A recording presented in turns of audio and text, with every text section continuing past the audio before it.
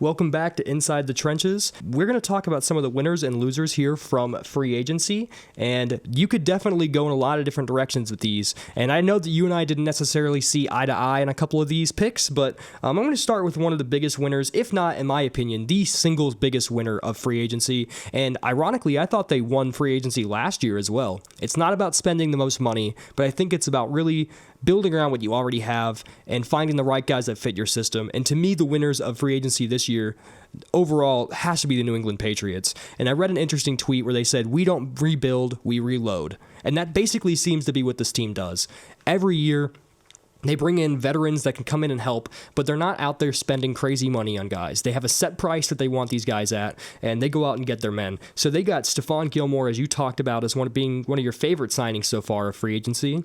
They traded the Colts for Dwayne Allen because they knew Martellus Bennett was going to be leaving, so they replaced him at tight end. And then they go out and get Brandon Cooks in a trade with the Saints. And they've basically built a heck of a juggernaut of a team to have to stop on defense. Yeah, they did. They are having a really good offseason. But for me, I think the Cleveland Browns are one of the biggest winners this year.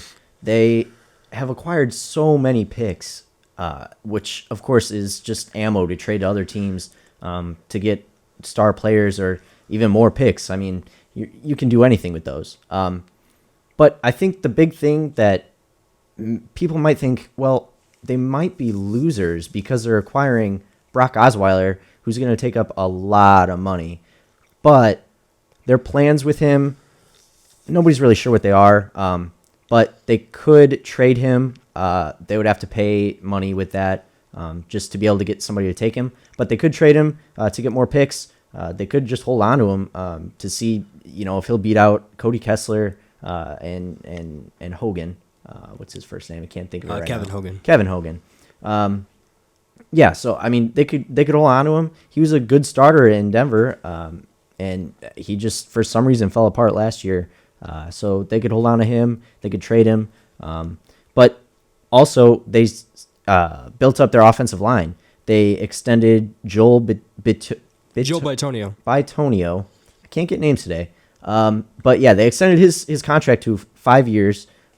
Who the guy is very underrated guard in the league. And they also acquired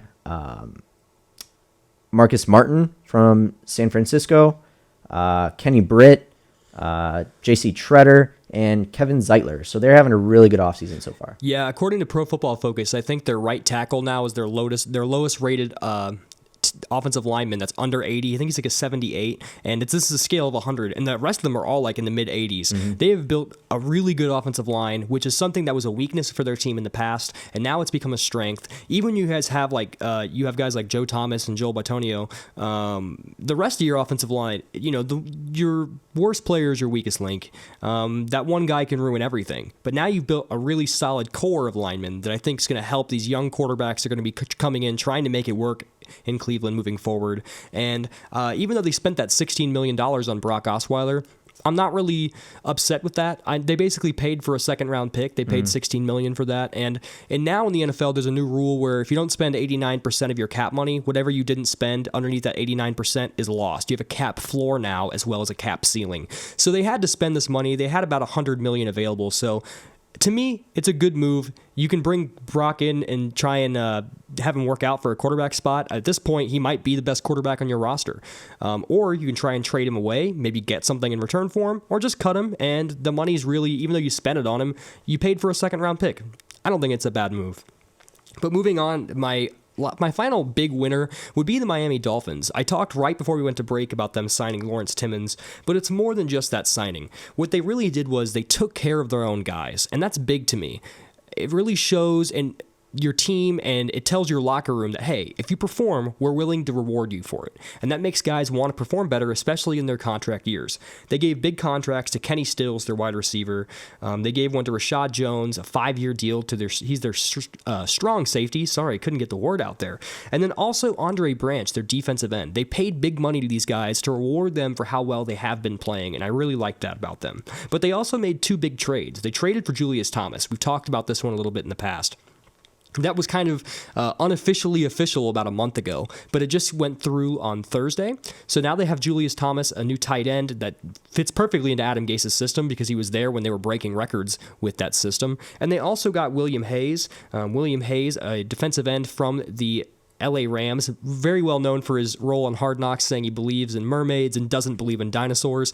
William Hayes is an very, very good run-stopping defensive end. And again, I told you they were very bad at stopping the run last year on defense. So that fits right into what they were trying to do. I thought every move they've made so far was the right move. And to me, they're a winner of this offseason. I agree. I love what you said about them taking care of their own guys. I thought it was great to see them re-signing a lot of those guys. So my second big winner of this offseason has been the Bills. They re-signed Tyrod Taylor, which I think is a good thing for them. Tyrod Taylor, not such a great year last year, but 2 years ago he had a really good season towards the end of the year, especially. And they also re-signed Lorenzo Alexander, who was a sack machine for them last season. And then I think this is interesting. They're loading up on fullbacks with Mike Tolbert and Patrick DeMarco. You don't really see that often, two fullbacks on one roster. So I think it's going to be interesting to see what they're going to do with those two guys later on in the season, especially with their LaShawn McCoy and Michael Lisley running backs. And I think it's interesting those two fullbacks they signed because they kind of play opposite roles as fullbacks. Mm-hmm. Well, yes, they are fullbacks, and typically your primary function as a fullback is to block for your running back. Mm-hmm. Tolbert can be used very well as a goal line back because he's big and strong. You can just punch the ball into the goal line. And DeMarco is more of a receiving fullback, so you kind of have two opposite roles there. So that's kind of interesting that you can have a fullback on the field whenever you want, and you can also have that geared toward the strength of what you want to do with that specific play, whether you're passing or running in a power formation. So that is kind of interesting. And they're two of the better fullbacks in the entire league. Not many teams even have fullbacks anymore, let alone two of the best ones in the league. So that is pretty interesting. And they got Micah Hyde. I thought that was a good signing for them as well, taking him from the Packers. Now let's move on to a little bit more of a depressing subject here, some of the losers of free agency. Right off the bat, now while I think this team is a loser in free agency, I don't necessarily think that that's going to correlate to wins and losses on the schedule next year.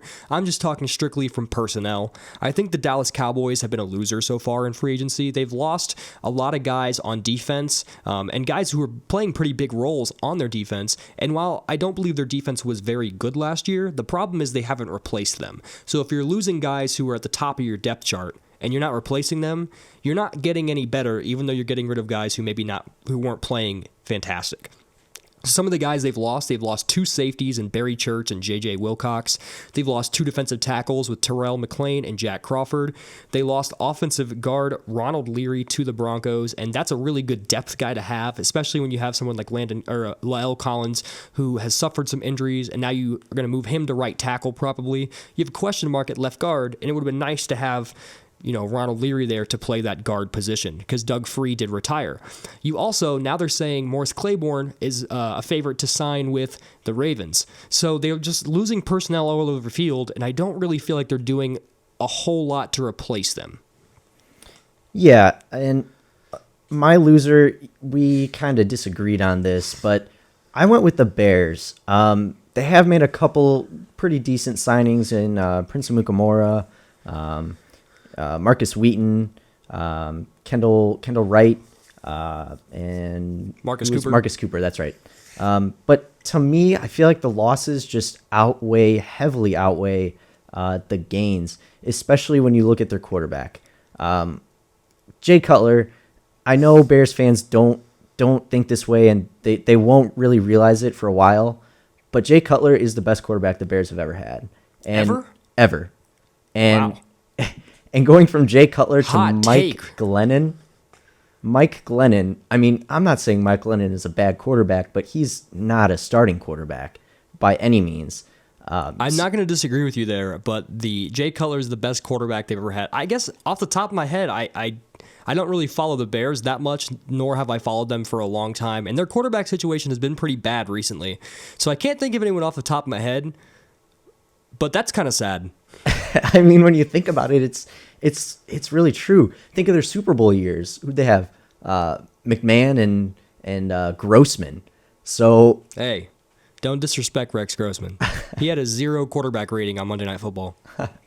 Hey, I'm just saying, Cutler is the best quarterback they've ever had, and they're going to miss him in a few years. But also, I think Alshon Jeffrey's a huge hit to them, especially because of like what he did to them. I mean, they tried to get him back, and he basically said, "No, I don't want to be here," because he signed a 1-year deal with the Eagles. It's weird. I feel like the receiver market this year has been pretty confusing to me. I thought the 2 clear-cut best receivers on the market were Alshon Jeffrey and Terrell Pryor, and they both had to sign 1-year prove-it deals. That's weird to me. I thought they proved it. I thought the whole point of why they were these big-name free agents is because it was proven, and then they go and sign deals like, let me prove to you my worth.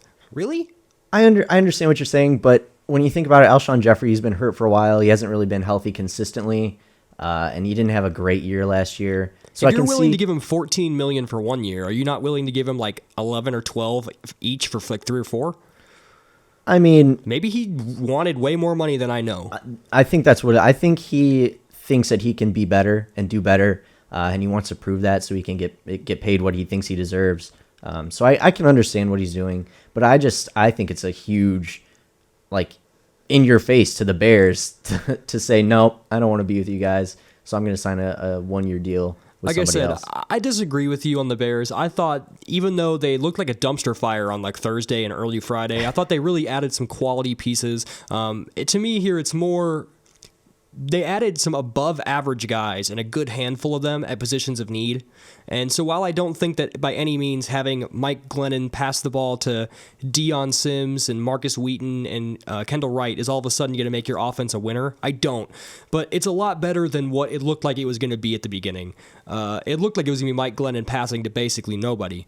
And now all of a sudden he's got some talent. He's got like a collective group of just barely above average weapons, if even that, maybe just average starters. And I don't know. What's surprising to me is if you were willing to give Alshon, I'm assuming they were willing to give him at least 10 to 12 million. If you were willing to give him that, if Terrell Pryor signed somewhere for 1 year for $8 million, were you not willing to give him 10 to make up for that Alshon deal? That's what I would have done. If Alshon's already gone out the door because he signed before Terrell Pryor did, why don't you just offer Terrell Pryor for like 1 year when you offered Alshon? You know, that's a good question. I'm not really sure, but I think what it would be is he's not a natural wide receiver. He's kind of been forced in that role, which I'm not saying he's bad because he is a good receiver. My question is, would you rather have the package deal of Marcus Wheaton and Kendall Wright or Terrell Pryor by himself? Well, considering I had nobody, I would rather have the package deal. Really? I would not. I would rather have Kevin White coming back from injury and Terrell Pryor and then just roll with whatever I can get from there. I don't know. I'd rather have one stud than 2 guys that are kind of average. I don't think so. Especially when you're trying to rebuild, I'd rather have the two average guys. All right. Agree to disagree on the Bears once again. Let's move on from them. Final losers before we go to break and come back for our surprises. I would say the Jets are another loser to me. What have they done? Nothing, really. They're an aging team, losing talent left and right. They were losing games left and right as well last year. They lost Brandon Marshall, your best receiver on the team. Eric Decker was hurt. What happens if Eric Decker gets hurt again? Who do you throw the ball to? You have a couple guys here and there. Quincy Enunwa? I mean, okay. You lose Nick Mangold, a multiple-time Pro Bowler at center. That leaves a gap in the middle of your offensive line. And then you lose Darrelle Revis. While I don't think he was very good last year, you didn't replace him with anything significant either. And then finally, you don't have a quarterback. Ryan Fitzpatrick, I don't think he's there anymore. Geno Smith, free agent. You have Christian Hackenberg, who I don't personally believe should even be considered for a starting role. I think he's really bad. And then Bryce Petty, what has he done to prove anything? Few things on the Jets, actually. I think Jets take Jay Cutler. They pick him up. And also, I was watching, it wasn't even about the Jets. I was watching NFL Network, and they were just showing clips for some other team or some guy, Jeffrey maybe, I don't know. And they were playing against the Jets, and for some reason in my head, I thought, whatever happened to Dean Milliner? I mean, he was supposed to be the next Darrelle Revis. Well, not only is he not the next Darrelle Revis, they don't even have Darrelle Revis. So that's definitely a loss. Yeah, for sure. So my second loser is the Niners. It's pretty simple for me. Like you don't have a quarterback. I mean, you picked up two, but they're two backup quarterbacks from the Bears who didn't want them because they needed somebody else. And you have the second overall pick, and I don't know if there's a quarterback worthy of taking at that selection. So Yeah, but definitely a weird situation for them. it is for sure. I did like, however, their fullback signing of again name Hey. I don't know, Kyle Lush. Who would have Lushchik? thought we would have had a fullback love fest today here on the air? I certainly didn't even know this was coming, so I am all smiles thinking about fullbacks. Yeah, for sure.